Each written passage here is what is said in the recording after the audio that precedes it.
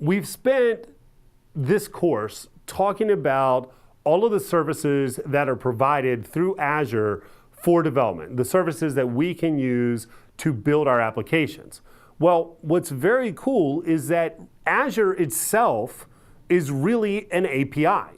And as such, it can be automated. And I can go directly, or you can go directly, and automate it through the API, or we can use tools that are available to us to simplify that process. And that's really what we're going to talk about in this module.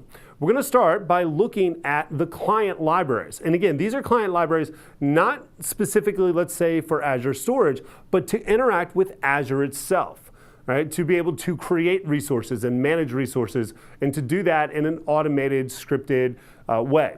All right, we'll look at the API first, then we'll get into some tools. We'll look at the command line tools that we have available to us, and we'll focus on the PowerShell tools that are available to us and how we can use those to automate and to manage the Azure environment. We'll also take a look at the REST interface, right? So we'll look first at the client libraries, then we'll go down deeper and look at the underlying REST API that's available to us. And finally, we're going to take a look at what the Azure Resource Management Model really is. What are the key components of this model?